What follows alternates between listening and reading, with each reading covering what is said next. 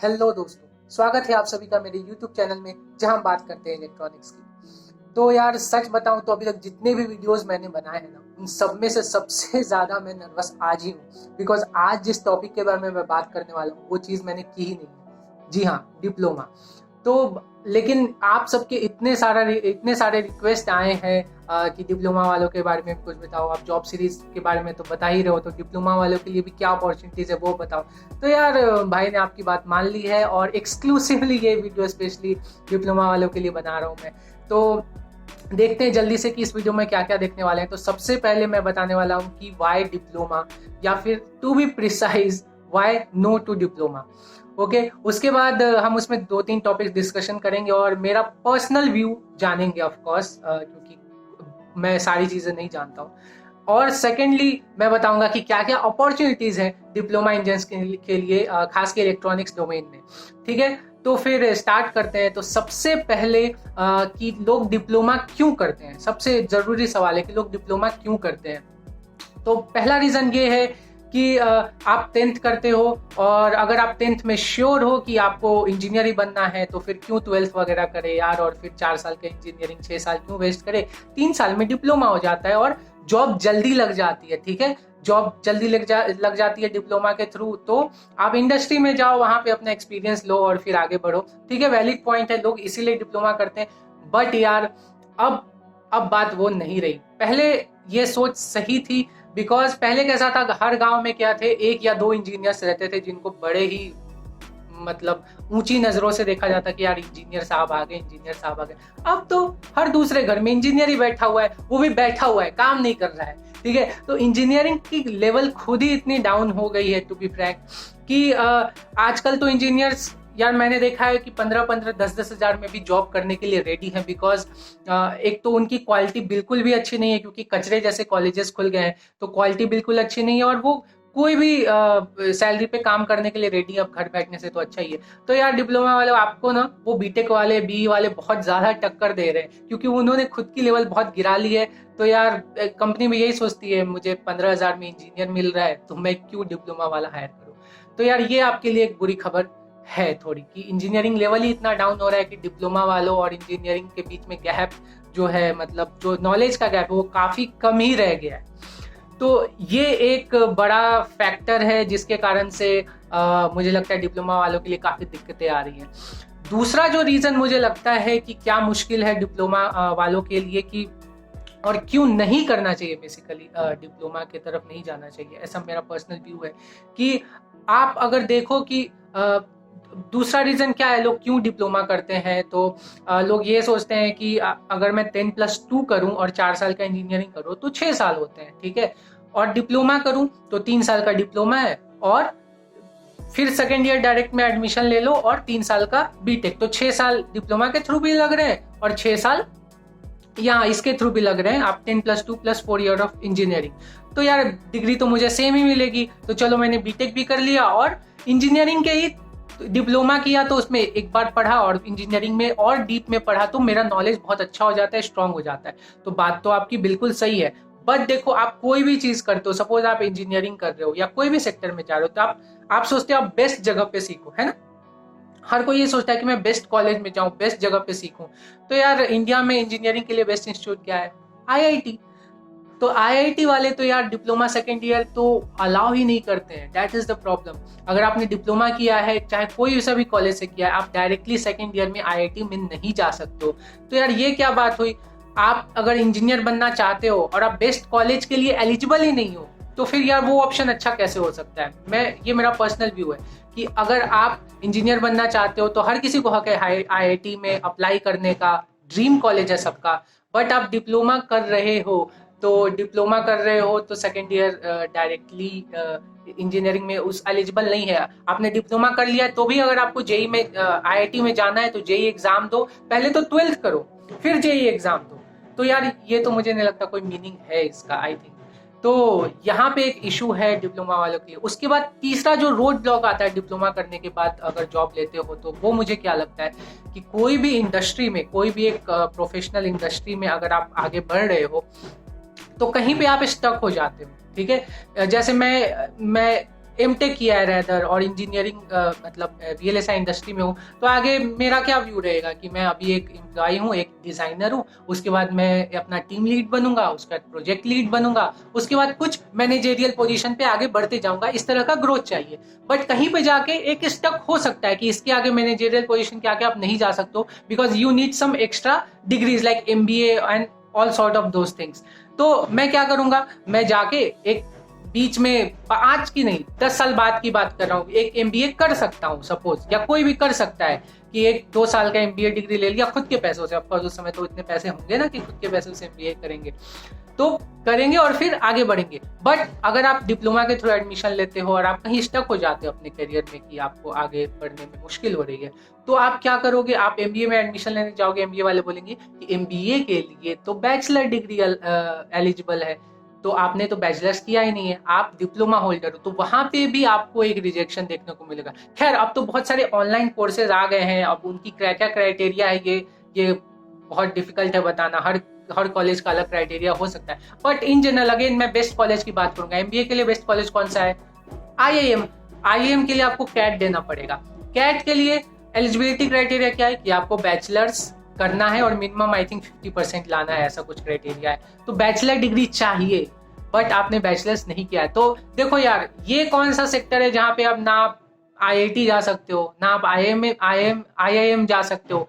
तो यार मुझे लगता है थोड़ा तो मुश्किल है कि आप बेस्ट जगह पे जा ही नहीं सकते हो, उसके नीचे लेवल के कॉलेजेस में आप जा सकते हो। तो आई थिंक ये एक इक्वल अपॉर्चुनिटी नहीं देता है। तो आई होप आप मेरी बात समझ रहे होंगे कि मैं क्या करना चाहता हूँ। मैं बिल्कुल भी डिप्लोमा इंजीनियर्स को खराब नहीं बोल रहा हूँ यहाँ पे, मैं बस ये बता रहा हूँ कि आपके लिए इक्वल अपॉर्चुनिटीज नहीं है यहाँ पे, ये बस बात कर रहा हूँ। तो आप खुद ही समझदार है आपको क्या डिसीजन लेना चाहिए क्या नहीं। तो मैं हमेशा ये रिकमेंड करूंगा कि जो लोग 10th में है नॉर्मल 10+2 करके इंजीनियरिंग करे तो बेटर रहेगा, बट अगेन आपकी चॉइस है। और सेकेंड वाला तो मैं जोर देके कहूंगा कि अगर आपने डिप्लोमा कर लिया है ना, तो कहीं ना कहीं कोई ना कोई कॉलेज से आप सेकेंड ईयर बीटेक में एडमिशन लो और बीटेक करो प्लीज। इंजीनियरिंग करो, सिर्फ डिप्लोमा के डिग्री पे मत रहो, क्योंकि बहुत डिफरेंस हो जाता है एक डिप्लोमा होल्डर और एक इंजीनियरिंग के डिग्री में, बहुत डिफरेंस हो जाता है, अपॉर्चुनिटीज बहुत ज्यादा है इंजीनियरिंग के डिग्री पे। तो ये एक मेरी कंसिडरेशन जरूर मानो। हाँ, बट हो सकता है कि बहुत सारे लोगों को पर्सनल इश्यूज हो सकते हैं, जो फाइनेंशियल इशू है, जो भी है, तो भी ट्राई करो कहीं से लोन लेके या कहीं से हेल्प लेके करने की। बट अगर तो भी कुछ बहुत ही पर्सनल इशू है जहां आपको डिप्लोमा के बाद जॉब करना ही करना है, तो भी घबराने की जरूरत नहीं, क्योंकि भाई आपका साथ देगा।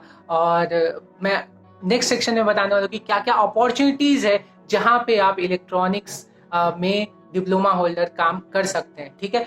बट उसके पहले मैं आपको बता दूं कि अगर आपको जॉब सेक्टर में कोई भी जरूरी जानकारी चाहिए या फिर कैसे जॉब में एंटर करना है, खास के फ्रेशर्स के लिए, तो उसके लिए मैं रिकमेंड करूंगा ये बुक, ठीक है, the unparalleled road map, a handbook to get your dream job by Uday Sonthalia. तो ये बुक जो है, ये बुक आपका एक basically step to step guidance है यार। कोई भी फ्रेशर्स को अपना फर्स्ट जॉब लेने के लिए एक स्टेप टू स्टेप गाइडेंस है। तो क्या खास है यार बुक में यार, तो बुक में देखो तो बहुत अच्छे से फर्स्ट चैप्टर से काफी कुछ चीजें दी गई हैं। सबसे पहले तो आपको दिया गया कि क्या क्या स्किल्स चाहिए आपको सक्सेसफुल होने के लिए, तो कैसे आप स्किल वो डेवलप कर सकते हो। उसके बाद आपको बताया गया कि अपना रिज्यूमे कैसे बिल्डअप कर सकते हो, जो कि काफी इंपॉर्टेंट है। आपको कहीं भी सिलेक्शन, सबसे पहला जो आपका जो फेस होता है, जो आपका नॉलेज होता है, वो रिज्यूमे ही दर्शाता है, तो रिज्यूमे बहुत अच्छा होना जरूरी है। उसके बाद इंटरव्यू स्किल्स क्या क्या है, उसमें क्या क्या आप देखता है एक इंटरव्यूअर, जैसे आपके कम्युनिकेशन स्किल्स देखता है, प्रेजेंटेशन स्किल्स देखता है, आपका अटायर कैसा है, आप कैसे बोलते हो, कैसे बैठते हो, सब कुछ देखता है। और उसके बाद सिर्फ यहीं तक नहीं रुकता है, उसके बाद आपका जॉब के बाद आप कैसे प्रोफेशनली आगे ग्रो कर सकते हो, ये सब चीजें भी इस बुक में पूरी अच्छी तरीके से दी गई है। तो आई थिंक ये बुक आपका एकदम प्रोफेशनल करियर में एक गाइडेंस की तरह काम करेगा। तो I recommend this book to all of you, जो भी फ्रेशर्स हैं और अपने जॉब में आगे जॉब वगैरह में उनको दिक्कत हो रही है, तो ये बुक मैं रिकमेंड करता हूँ कि आप पढ़ो इसको और इस पे अमल करो, तो जरूर कहीं ना कहीं कामयाबी जरूर मिल जाएगी। और इसलिए नीचे दी गए डिस्क्रिप्शन में ये लिंक दिया गया है कि कहाँ से ये बुक लेना है। और हाँ, भाई के चैनल के थ्रू जा रहे हो तो कोड यूज करो वर्तुल USC ऑल कैप्स में एक्सक्लूसिव 50 रुपीज़ का डिस्काउंट है मेरे सब्सक्राइबर्स के लिए, तो ज़रूर इसका फ़ायदा उठा। बहुत ही नॉमिनल कॉस्ट पे है, और ये 50 रुपीज़ डिस्काउंट के बाद तो और भी कॉस्ट नॉमिनल हो जाता है और वर्थ है। तो ज़रूर जाके ये बुक अभी अपनी कॉपी ऑर्डर करो, ठीक है। तो नेक्स्ट सेक्शन में आगे बढ़ते हैं हम जॉब अपॉर्चुनिटीज़ के बारे में। तो सबसे पहले डिप्लोमा वालों के लिए जो सबसे सबसे ज्यादा और सबसे बेहतरीन अपॉर्चुनिटी है वो है गवर्नमेंट सेक्टर में, ठीक है। तो गवर्नमेंट सेक्टर में क्या है, आपको एक जूनियर इंजीनियर की पोस्ट दी जाती है। खास के जो सेवरल स्टेट बोर्ड्स हैं, स्टेट बोर्ड्स जैसे इलेक्ट्रिसिटी बोर्ड हो गया या फिर और भी अदर बोर्ड्स हो गए, तो इलेक्ट्रॉनिक्स वालों के लिए तो इलेक्ट्रिसिटी बोर्ड में भी एप्लीकेशन दे सकते हो आप, इलेक्ट्रिकल एंड इलेक्ट्रॉनिक्स वाले, तो वहां पे आप जरूर अप्लाई करो। और उसके बाद भारत इलेक्ट्रॉनिक्स लिमिटेड है, बेल, या फिर आप एनटीपीसी वगैरह में या नॉर्मल जो पीएसयूज हैं पावर ग्रिड वगैरह में, वहां पे भी आप जा सकते हो। तो वहां पे जूनियर इंजीनियर की पोस्ट और डिप्लोमा वालों के थ्रू लेते हैं। बट अगेन यहाँ पे मैं एक एग्जांपल देना चाहूंगा कि एक एक्सपीरियंस जस्ट शेयर करना चाहता हूँ कि my father is also diploma holder, और उन्होंने इलेक्ट्रिसिटी बोर्ड से, बिहार स्टेट इलेक्ट्रिसिटी बोर्ड में काम किया था। अभी तो रिटायर्ड हो गए हैं 5-6 साल पहले। तो ही वॉज लाइक कि वो जूनियर इंजीनियर के पोस्ट पे थे, देन उनका प्रमोशन हुआ असिस्टेंट इंजीनियर और फाइनली रिटायर्ड हुआ एग्जीक्यूटिव इंजीनियर के थ्रू। बट उन्होंने जब एक दिन बताया था कि आई थिंक जो उनके जूनियर्स आए थे काफी बाद में, आई थिंक उनको जब एग्जीक्यूटिव इंजीनियर होने में आई थिंक 30 से 35 साल लग गए थे, इतने साल बाद वो एग्जीक्यूटिव बने। बट जो उनके जूनियर्स आए थे काफी सालों बाद, आई थिंक वो 10 से 15 साल में एग्जीक्यूटिव बन गए थे, क्योंकि वो बीटेक करके आए थे। वो पापा के ज्वाइन करने के 20 साल बाद ज्वाइन किए थे बोर्ड, एंड बट स्टिल वो 10 साल में ही एग्जीक्यूटिव बन गए थे, बिकॉज उन्होंने बीटेक किया हुआ। तो यहाँ पे भी देखो गवर्नमेंट जॉब में भी बीटेक की कितनी वैल्यू है, जो बैचलर्स डिग्री की वैल्यू है, आपको प्रमोशंस जल्दी मिलते हैं। और फाइनली वो जो इंजीनियर्स है वो एग्जीक्यूटिव के बाद superintendent engineer, then chief engineer, ये सब बड़े बड़े पोस्ट से रिटायर होंगे अपने करियर में। तो देखो सिर्फ 3 साल का चक्कर है, 3 साल आप ज्यादा बिताओगे तो यहाँ पे आपको पूरे के पूरे आई थिंक 15-20 साल का डिफरेंस अपने करियर में पता चलेगा। गवर्नमेंट सेक्टर की बात कर रहा हूँ ये। तो समझ ही गए होंगे मैं क्या कहना चाहूंगा, कि इसलिए मैं रिकमेंड करता हूँ कि प्लीज डिप्लोमा के बाद बीटेक जरूर करो, ठीक है। 3 साल की मेहनत और एक बार कर लो, या नहीं पढ़ने की इच्छा है तो भी कर लो डिग्री लेने के लिए बस, तो ये काम तो देगा ही। चलो फिर ये तो हो गई गवर्नमेंट जॉब की बात। अब प्राइवेट सेक्टर में देखते हैं क्या क्या अपॉर्चुनिटीज है। तो प्राइवेट सेक्टर में भी मल्टीपल सेक्टर्स हैं जहां पे अपॉर्चुनिटीज है। तो सबसे पहला जो और सबसे इंपॉर्टेंट सेक्टर है वो है इलेक्ट्रॉनिक्स मैन्युफैक्चरिंग इंडस्ट्री। जी हाँ, इलेक्ट्रॉनिक्स मैन्युफैक्चरिंग इंडस्ट्री में बहुत सारे अपॉर्चुनिटीज है डिप्लोमा होल्डर्स के लिए। तो सही बताऊं तो मेरा कोई जान पहचान का है नहीं जो डिप्लोमा के थ्रू इलेक्ट्रॉनिक्स मैन्युफैक्चरिंग इंडस्ट्री में गया है, बट स्टिल मेरे जो लाइफ एक्सपीरियंसेस है मैं आपसे शेयर करूंगा कि किस कॉन्टेक्स्ट में मैं ये अपॉर्चुनिटी की बात कर रहा हूँ। तो हम बीटेक में थे, तो 3rd ईयर में हम इंडस्ट्रियल टूर पे गए थे। साइंटेक कंपनी है इंदौर में, वहां पे गए थे हम अपने क्लास के साथ। तो वहां पे इंडस्ट्रियल टूर था। तो साइंटेक इज बेसिकली कंपनी जो कि डिवाइसेस बनाती है, लाइक CRO वगैरह, एंड लाइक जो आपके कॉलेज इंस्ट्रूमेंट्स वगैरह है, कॉलेज में भी रहते होंगे, वो सब बनाती है।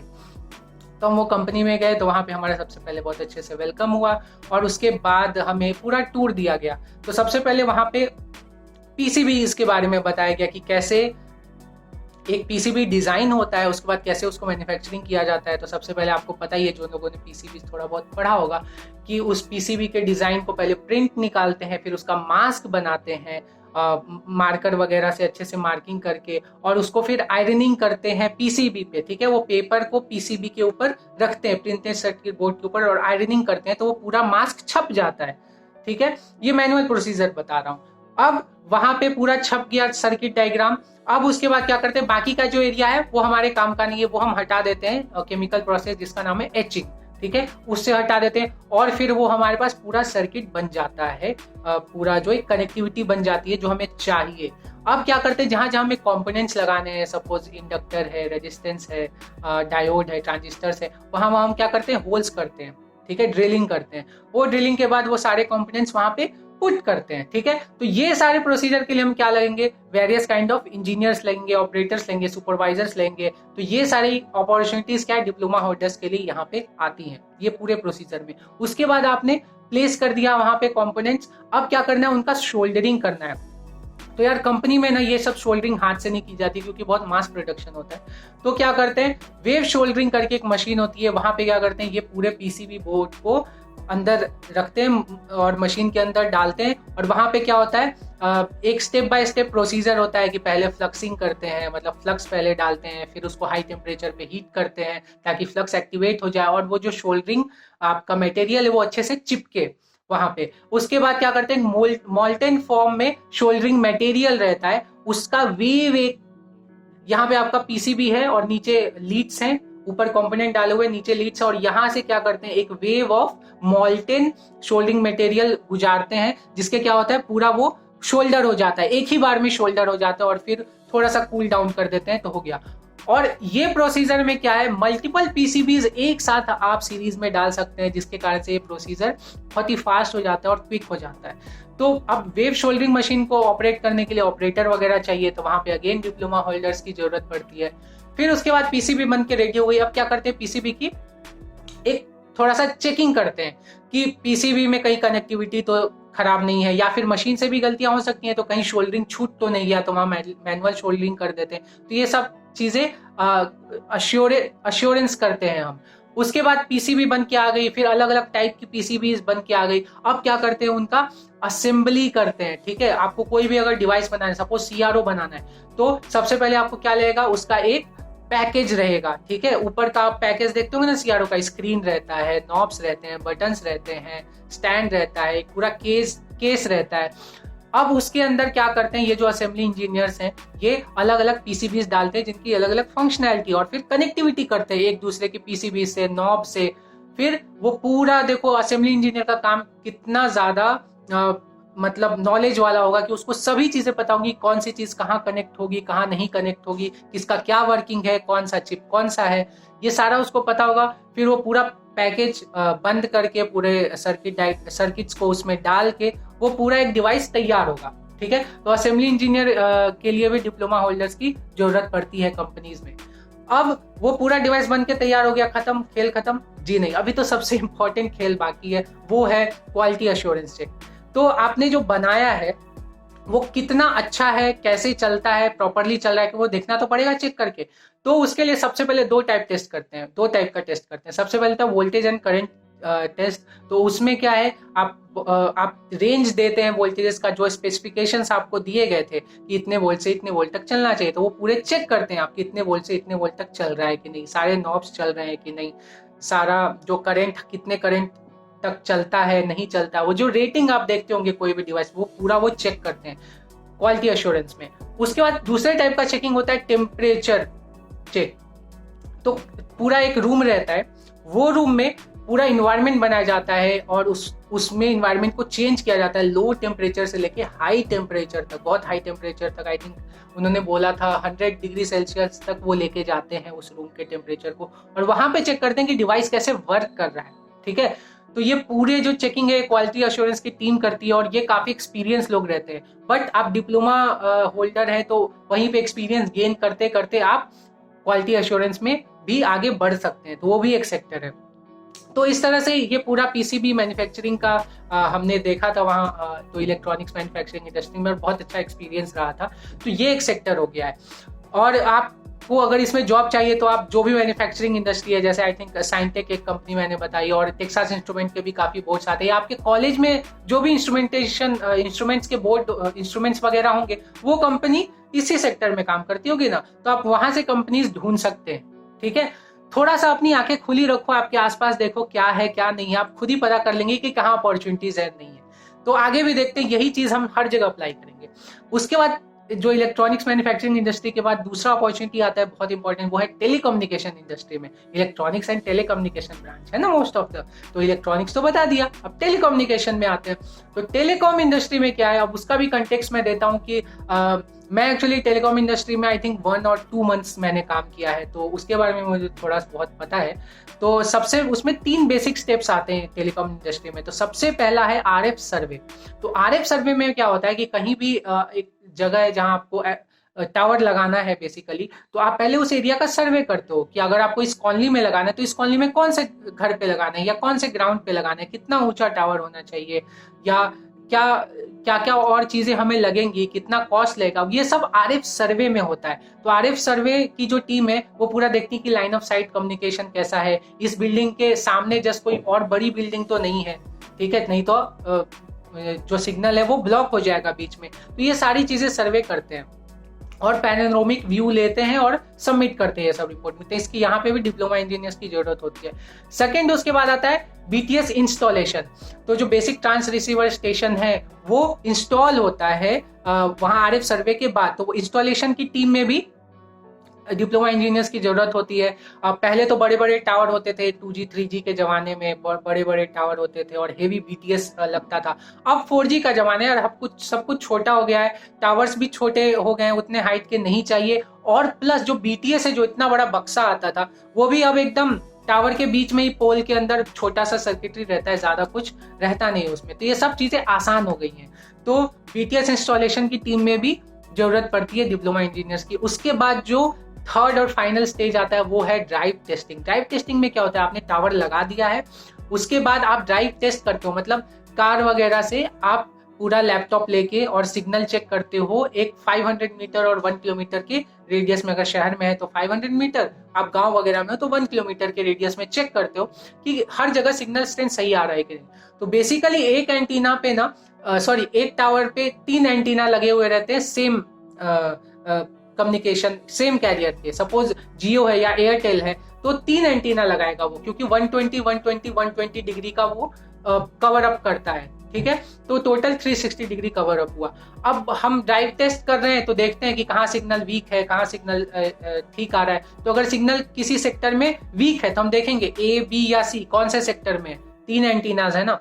सपोज बी सेक्शन में, तो बी सेक्शन के एंटीना का जाके टिल्ट हम ऊपर नीचे करते हैं। अगर ऊपर किया तो वो थ्रो दूर तक करेगा, नीचे किया तो वो सिग्नल स्ट्रेंथ बढ़ाएगा बट रेंज कम करेगा। तो ये ट्रेड ऑफ है, बस जस्ट फॉर योर इंफॉर्मेशन मैं बता रहा हूँ। तो ये तरह की चीजें, तो ड्राइव टेस्ट में भी डिप्लोमा इंजीनियर्स की जरूरत है।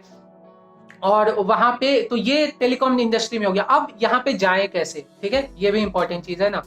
तो यहाँ पे देखो, अगर आप सपोज आप ये सोच रहे हो कि मैं एयरटेल में, जियो में या इस तरह की चीजों में काम करूंगा, तो ये इंडस्ट्री ऐसे नहीं चलती है।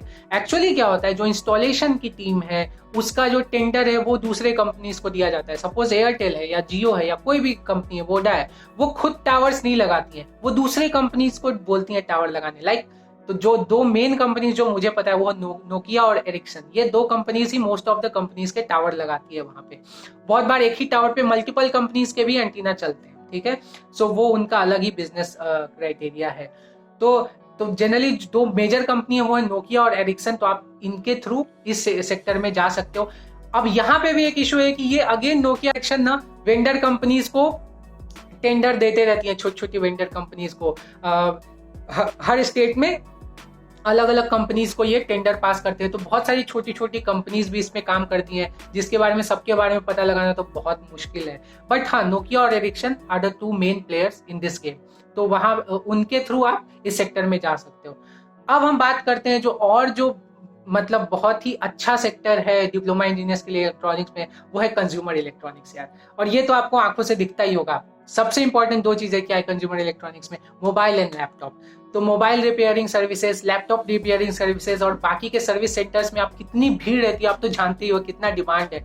तो इसके भी अलग से कोर्सेज आते हैं, mobile repairing and laptop repairing के कोर्सेज आते हैं। तो वो आपको करना पड़ेगा, आई थिंक 6 मंथ के आते हैं, या जो भी आता होगा वो आपको करना पड़ेगा। और इसके थ्रू आप सर्विस सेंटर में डाल सकते हो या खुद का भी खोल सकते हो। बस शुरू में तो खुद का नहीं खोल सकते हो, थोड़ा एक्सपीरियंस चाहिए, बट सर्विस सेंटर्स में आप जाके एक्सपीरियंस गेन कर सकते हो। उसके बाद अदर भी चीज है यार, रेफ्रिजरेटर्स है, वॉशिंग मशीन है, एसी है। और इन समय तो मुझे लगता है एसी का मेंटेनेंस काफी हाई होता है, बिकॉज एसी क्या है, सीजनल चीज। अगर रेफ्रिजरेटर आपने एक बार लगा दिया है तो रेफ्रिजरेटर तो सालों साल चलता है बिना रुके आजकल। बट एसी का आप देखो, हर 1-2 साल में उसका कभी गैस खत्म हो जाता है, या सर्दियों में तो यूज नहीं करते हैं तो 6 महीने बाद ऑन करते हैं तो कुछ ना कुछ खराब ही निकलता है। तो एसी मेंटेनेंस में भी काफी अच्छा स्कोप है मुझे लगता है। तो ये सब पर्सनल देखने की चीजें हैं, ये सब आप भी सोच सकते हो कि कहाँ कहाँ क्या क्या अपॉर्चुनिटीज हो सकती है। तो ये सर्विस सेंटर्स में काफी अपॉर्चुनिटीज है कंज्यूमर इलेक्ट्रॉनिक्स में, तो उसमें भी आप जा सकते हो। उसके बाद जो मुझे बेस्ट अपॉर्चुनिटी लगती है, मतलब ये जितना भी बता रहा हूँ सब में से बेस्ट है, ऑटोमेशन इंडस्ट्री यार, क्योंकि ऑटोमेशन इंडस्ट्री में ना बहुत स्कोप है डिप्लोमा होल्डर्स के लिए। तो ऑटोमेशन इंडस्ट्री का मतलब क्या होता है, आप कोई भी बड़े फैक्ट्री में जाओ, प्लांट में जाओ, वहां सब कुछ ऑटोमेटेड है ना, ठीक है। आप टीवी पे देखा ही होगा या खुद भी जानते ही होगे यार कि अगर सपोज कोई भी पावर प्लांट है, रिफाइनरी है, या वाटर ट्रीटमेंट प्लांट है, या कोई भी मैन्युफैक्चरिंग फैक्ट्री है, पेप्सी, कोका कोला, कुछ भी ले लो, कोई भी बड़ी फैक्ट्री है, उस सब में कन्वेयर बेल्ट पे चीजें जाती रहती हैं, फिर उसमें मटेरियल जाता है, फिर पैकेजिंग होती है, सब मशीन के द्वारा होता है, एवरीथिंग इज ऑटोमेटेड। तो ऑटोमेशन कहाँ से होता है यार, तो आपने नाम सुना होगा पीएलसी एंड स्काडा का, ठीक है। तो पीएलसी क्या है, प्रोग्रामेबल लॉजिक कंट्रोल। तो बेसिकली क्या होता है, सपोज आपको एक रूम है, उसको टेम्परेचर कंट्रोल करना है, ठीक है। प्रोग्रामेबल लॉजिक कंट्रोल है ना, तो आपको कुछ भी कंट्रोल करने के लिए ये सब चीजें यूज होती है। तो आपको एक रूम है, उसका टेम्परेचर कंट्रोल करना है, तो आप क्या करोगे, प्रोग्राम करोगे, एक स्क्रिप्ट लिखोगे कि सपोज इस रूम का टेम्परेचर 30 डिग्री से ऊपर हो गया तो एसी ऑन कर दो, और 20 डिग्री के नीचे हो गया तो एसी बंद कर दो। मुझे 20 से 30 डिग्री का ही तापमान चाहिए, इसमें रूम टेम्परेचर चाहिए। तो आप स्क्रिप्ट लिखोगे और रैम में डाल दोगे वहां पे, तो जैसे ही एसी और उससे एसी से कनेक्ट कर दोगे वो लॉजिक, तो एसी जैसे ही ऊपर गया कंट्रोल लॉजिक ऑन होगा 30 के ऊपर और बंद हो जाएगा। सिमिलरली 20 के नीचे गया तो ऑन हो जाएगा एसी। तो इस तरह से काम करता है। अब सपोज आपको ये सेम चीज करना है कि मुझे अब 35 से 25 के रेंज में चाहिए, तो आपको क्या करना पड़ेगा, कोड चेंज करना पड़ेगा हर बार। तो यहाँ पे दिक्कत है, तो इसके लिए आया है स्काडा। स्काडा बोले तो supervisory control and data acquisition, मतलब सुपरविजन के लिए कंट्रोल करो, ठीक है। मतलब आप जितना भी कंट्रोल कर रहे हो ना, उसको आप सुपरवाइज कर सकते हो। इन शॉर्ट ये एक बेसिकली ग्राफिकल यूजर इंटरफेस तैयार करता है, जहां पे आप एक बटन से कुछ भी करो, ठीक है। वो देखते होंगे ना सीरियल वगैरह में, प्लांट वगैरह में, एक आध बटन ऐसे दबाया और ये ऑन हो गया, वो ऑफ हो गया। तो मतलब वो आपने GUI ऐसा बनाया है कि वो क्लिक करते ही फंक्शन ऑटोमेटिक हो जाता है, आपको बार बार स्क्रिप्ट लिखने की जरूरत नहीं है। तो स्क्रिप्टिंग की चीज कम हो गई है और डायरेक्ट यूजर इंटरफेस से चीजें आप ऑपरेट कर सकते हो। तो ये स्काडा सिस्टम पीएलसी के साथ अटैच किया जाता है और फिर ऐसे काम करता है। अब तो बहुत सारी नई चीजें आ गई हैं, और भी DCS भी एक है, डिस्ट्रीब्यूटेड कंट्रोल सिस्टम, वो भी काफी यूज होता है। तो उसमें अगर आपके पास एक ही जगह सभी डेटा नहीं है, अलग अलग जगह डिस्ट्रीब्यूटेड है, तो आप वो कंट्रोल सिस्टम वहां पे यूज करते हो, वैसा डिस्ट्रीब्यूटेड कंट्रोल सिस्टम। तो जितने भी आपके बड़े बड़े फैक्ट्रीज है, रिफाइनरीज है, या जो वो ये सारे सिस्टम यूज करती है। और आप इसकी ट्रेनिंग भी ले सकते हो, पीएलसी स्काडा की ट्रेनिंग तो बहुत जरूरी है। तो आप ये चीजों में ये सेक्टर में बहुत अच्छा फ्लरिशिंग करियर है डिप्लोमा इंजीनियर्स के लिए। और इसमें दो बेसिक चीजें आती है, एक ऑपरेशन, एक मेंटेनेंस। तो इसमें मेंटेनेंस और ऑपरेशन दोनों में काफी अच्छा स्कोप है। और मेंटेनेंस में आई थिंक मैंने जितने लोगों से बात किया वो यही बोलते हैं कि मेंटेनेंस में बहुत अच्छा स्कोप है डिप्लोमा होल्डर्स के लिए। तो ये एक ध्यान रखना। तो वहां पे मेंटेनेंस में क्या है, कोई भी चीजें खराब हो गई या कुछ भी ऊपर नीचे हो गया तो आपको वो सॉल्व करते हुए आना चाहिए सिस्टम को, ठीक है। तो इसके सिस्टम्स बहुत सारे कंपनीज बनाती है, सीमेंस एक बनाता है, ABB बनाता है, रॉकवेल बनाता है। तो ये कंपनीज स्काडा सिस्टम्स बनाती हैं, पीएलसी सिस्टम्स बनाती हैं। बट इसका ट्रेनिंग तो आप कहीं से भी ले सकते हो और एक्सपीरियंस के थ्रू आप ज्वाइन कर सकते हो, ठीक है। तो ये ऑटोमेशन इंडस्ट्री बहुत ही बढ़िया अपॉर्चुनिटी है डिप्लोमा इंजीनियर्स के लिए। अब जो फाइनल एक इंडस्ट्री है वो है नेटवर्क इंजीनियरिंग की, नेटवर्क इंडस्ट्री। तो नेटवर्क इंडस्ट्री क्या है, आपको बेसिकली पता ही होगा कि अभी कितना सारा डेटा का जमाना है, ठीक है। अब डेटा हम इतना यूज कर रहे हैं वो किसके बदौलत है, नेटवर्क की बदौलत तो है ना। तो नेटवर्क जब भी चाहिए तो हमें क्या चाहिए, सर्वर चाहिए। अभी आप देख रहे हो कि हर चीज का डिजिटलाइजेशन हो रहा है। बैंकिंग पहले सेक्टर कागज कलम पे था, अब सब डिजिटलाइज हो गया है ना। क्यों, कैसे डिजिटलाइज हुआ है, हर बैंक का एक सर्वर है, ठीक है। आप हर बैंक में जाते हो तो एक सर्वर होता है। तो सबसे पहले सर्वर इंस्टॉल किया जाता है वहां पे। तो इसमें भी दो सेक्टर है, इंस्टॉलेशन एंड मेंटेनेंस। तो सर्वर इंस्टॉल किया जाता है, तो वो सर्वर में लैन हो गया, वैन हो गया, या राउटर्स अगर लगाने हैं आपको, तो वो सारी चीजों का ज्ञान जो एक नेटवर्क इंजीनियर को रहता है। उसके बाद मेंटेनेंस की बात करते हैं। तो आप बैंक में जाते हो, बैंक वाला बोलता है भैया सर्वर डाउन है, जल्दी से आएगा तो करेंगे। तो सर्वर डाउन कैसे है, या तो कोई सॉफ्टवेयर इशू होगा या हार्डवेयर इशू होगा। सॉफ्टवेयर इशू है मतलब कहीं से तो कुछ डेटा पैकेज ब्लॉक हो गया है या कुछ हो गया है, तो सॉफ्टवेयर इशू भी उसको सॉल्व करते होना चाहिए। या कहीं स्विच खराब हो गया है, कोई राउटर स्विच खराब हो गया है, तो वो स्विच को रिप्लेस करना है। तो ये सारी चीजों का ज्ञान उसको होना चाहिए। तो अब नेटवर्क इंडस्ट्री में आप कैसे जा सकते हो, अब देख रहे हो फ्लरिशिंग करियर तो ये बहुत है और आगे और बढ़ेगा ही। जैसे जैसे डेटा, अभी बोल रहे हो ना डेटा का युग है, तो ये डेटा का युग किसके कारण से? नेटवर्क इंजीनियर के ही कारण से। वो हर कंपनी में एक सर्वर होता है और वो सर्वर मेंटेनेंस का काम नेटवर्क इंजीनियर करता है यार। और डिप्लोमा इंजीनियर्स के लिए बहुत सारी अपॉर्चुनिटी है इसमें। तो इसमें कैसे जाना है? तो इसका एक कोर्स ही होता है। बहुत सारे कंपनीज के कोर्स होते हैं, बट आई थिंक मैंने जहां तक सुना है CCNA काफी फेमस है, सिस्को सर्टिफाइड नेटवर्क एसोसिएट इसका फुल फॉर्म होता है। तो CCNA का कोर्स होता है आई थिंक 6 मंथ और 1 ईयर का होता है, आई डोंट नो। तो ये कोर्स के थ्रू आप नेटवर्क कंपनीज में जा सकते हो, फिर एक्सपीरियंस गेन कर सकते हो। तो यार देखो, इतनी सारी अपॉर्चुनिटीज है यार कि सांस फूल रही है मेरी। सोचो, इतना बोलते बोलते मेरी सांस फूल रही, इतनी अपॉर्चुनिटीज है। बस थोड़ा सा शांति दिमाग से सोच के देखने की जरूरत है। सब कुछ आपके सामने ही है, कुछ भी ऐसा नहीं बताया होगा मैंने जो आपको नहीं पता होगा। आई एम डैम श्योर इस वीडियो में ऐसा मैंने कुछ भी नहीं बताया जो आपको पता नहीं होगा। बस सबको कलेक्ट करने की जरूरत है, थोड़ा शांति से सोचने की जरूरत है, और पेशेंस रखने की जरूरत है, और एकदम लगे रहने की जरूरत है, और एकदम ढूंढते रहो ढूंढते रहो ढूंढते रहो। जरूर मिलेगी कामयाबी यार। कामयाबी तो कहीं रखी कहीं नहीं है, हमारे लिए तो बनी है कामयाबी। They are waiting for us. तो मेहनत करो, आगे बढ़ो। और भी कोई आपको डाउट हो तो प्लीज मुझे कमेंट सेक्शन में बताओ। और अभी तक ये वीडियो देख लिया यहाँ तक तो यार अच्छा तो लगा ही होगा, तो प्लीज वो लाइक करके जाना ये वीडियो। और मेरा चैनल सब्सक्राइब नहीं किया है तो आई डोंट नो क्यों नहीं किया है, क्योंकि अभी तक तो कर लेना चाहिए था। और all the best to all of you. और भी कोई सवाल है आपके तो कमेंट सेक्शन में बताओ, I will be happy to help you all. And follow me on Instagram and join my Telegram channel for latest job opportunities. मेरा टेलीग्राम चैनल है electronics by Vartul, link description में दिए हुए हैं। तब तक के लिए बने रहो मेरे चैनल से, पढ़ाई करते रहो, हार्डवर्क करते रहो। Have a nice day, take care.